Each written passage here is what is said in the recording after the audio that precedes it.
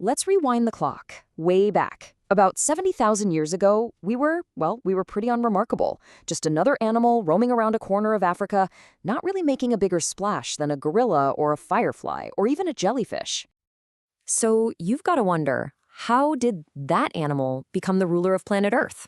I mean, how did we go from being so insignificant to where we are today? It's honestly one of the biggest questions in all of history. And today, we're going to try and answer it by diving into the incredible ideas from Yuval Noah Harari's landmark book, Sapiens. We're going to unpack this amazing journey. Now, our story doesn't start with some huge advantage. In fact, it begins with a major evolutionary trade-off.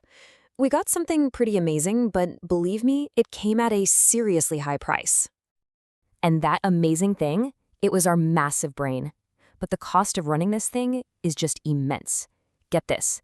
Even when you're just sitting there, doing nothing, your brain is burning a staggering 25% of your body's energy. For other apes, it's only about 8%. Our brain is a serious energy hog. So what did we give up for all that brain power? Our muscles. We basically paid for our intelligence with our brawn. Early humans were weaker, and they had to spend way more time just looking for food to fuel those energy-hungry brains. For a very long time, this was a huge, huge disadvantage.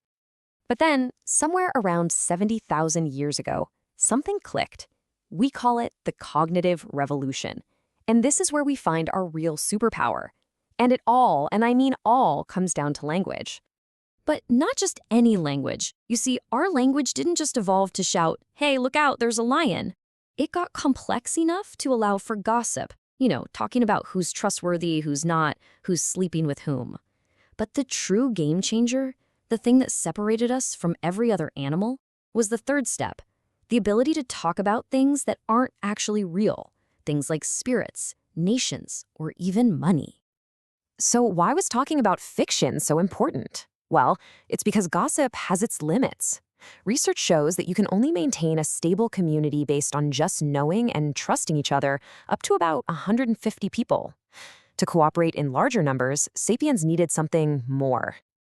And that something more was shared stories, shared myths. This right here is the secret sauce to all large-scale human cooperation, from the first tribes to the global civilization we have today. Think about it like this. A river is real, a lion is definitely real. You can see them, you can touch them, but what about a country or a company like Google or the concept of human rights? These things don't exist in the physical world. They're what we call imagined realities. They exist only because we all collectively agree to believe in them.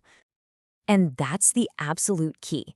These imagined orders work because millions, sometimes billions, of us believe in the exact same story.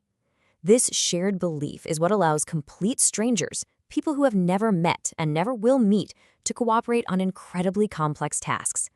It's the foundation of everything, from religions to our legal systems to the global economy. Okay, so over the millennia, out of all the countless stories we've told, 3 particularly powerful ones emerged that managed to unite almost all of humanity.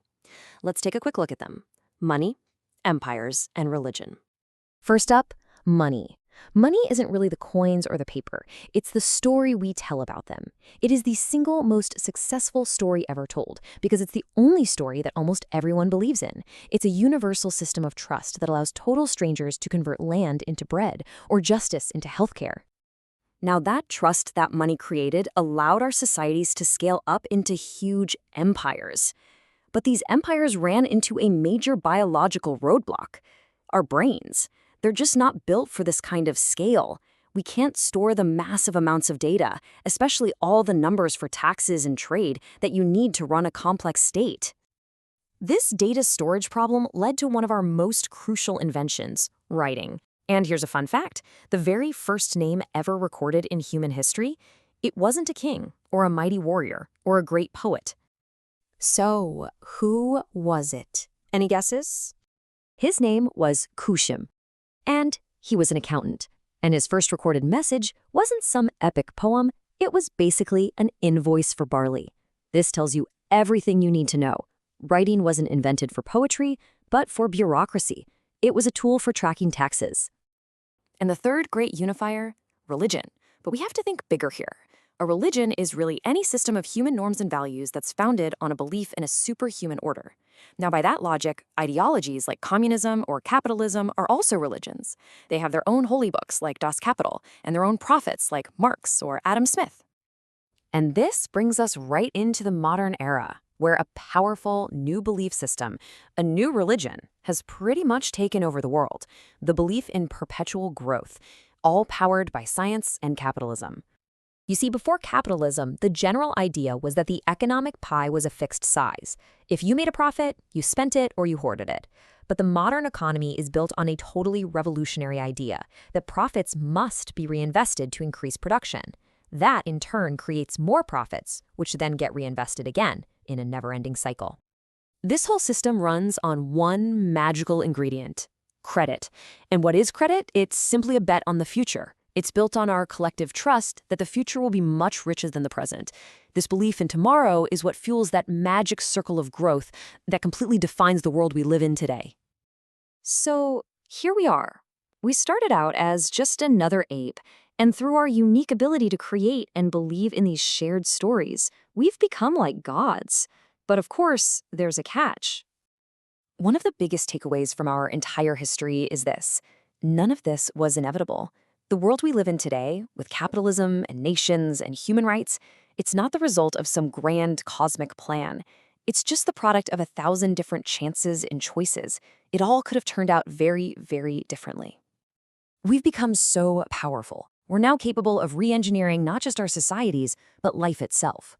We become self-made gods with only the laws of physics to really hold us back. And that leaves us with the most urgent question of all: what do we want to become?